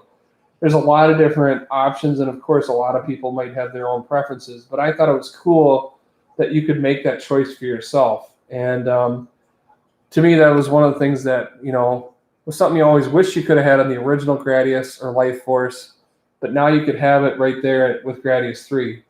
And of course, like a lot of shooters, especially as the action gets more chaotic, this game also can definitely suffer from slowdown, especially when you're in the bubble level, where you have all the bubbles that are coming across, and then they become little bubbles, and it just gets all crazy. And then, of course, the game starts to slow down, and sometimes that can be an advantage because the game's almost like in slow motion, and you can evade things that maybe you shouldn't. And then, of course, you can get a little bit of flicker effect, and that's kind of sucks. But it's really just the system not being able to handle all the stuff that's going on. But it's a great game. Maybe the best shooter of all of them on the Super Nintendo. So since we had that one, here is Darius Twin. Darius Twin, of course, this is a game that is similar to Sagaya on the Sega Genesis. Again, just like with Darius, the enemies are often organic in look, especially fish. That seem to be the common enemy of a lot of or almost like like different sea creatures. They must have been heavily influenced by that. in terms of like the design for the enemies. And this is a fun one. But again, just like all of the previous games we just mentioned, this is of course by Taito, is the fact that when it gets busy, you can have some slowdown. But this is a pretty good game. I remember Chris gave his like top 5, and I want to say he had Gradius at number 1, and I want to say he had Darius Twin as number 2. And I would have to agree with him there that Darius Twin is probably the second best shooter on the Super Nintendo. And again, that was a system that didn't have a lot of options. The number 3 one on his list, and I would agree as well, is this one. This is Irem's Super R-Type. And of course, there are many different R-Types out there, going back to like the Sega Master System. And this is a fun game. But again, it definitely can, yes, Darius Gaiden is a gem. And I would totally agree with you there. I think tomorrow, that's perfectly fine, Daryl. That's perfectly fine. I totally understand. Trust me, I've never done a stream this long in a long time either. So I'll probably maybe do my Sega CD and Saturn games tomorrow. That's my goal, since I did all of my Super Nintendo ones today. So take it easy, buddy.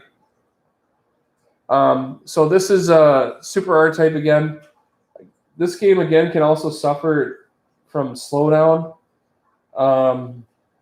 but it is a classic shooter. I personally like that.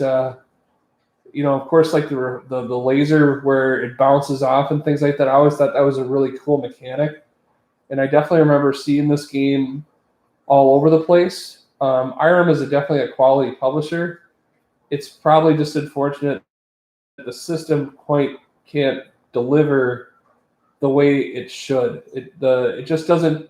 The system wasn't. The Super Nintendo just wasn't powerful enough to make this game smoother than smooth as it needed it to be, and so the experience kind of makes for a subpar. I wouldn't say it's subpar, but it leaves you wanting more, and you get more out of Darius Twin and Gradius 3. So that's why it's third. So there you have it. Those are all my Super Nintendo games. I hope you enjoyed it.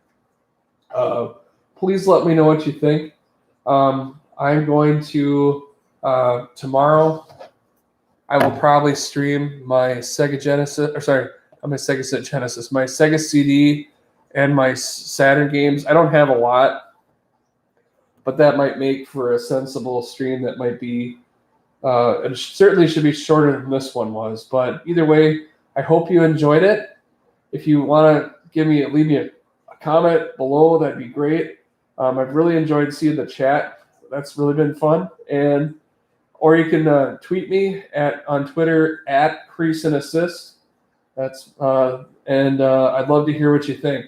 But either way, I hope it was enjoyable for you and you learned something, or at least maybe it brought back some good memories. So anyways, we'll see you next time.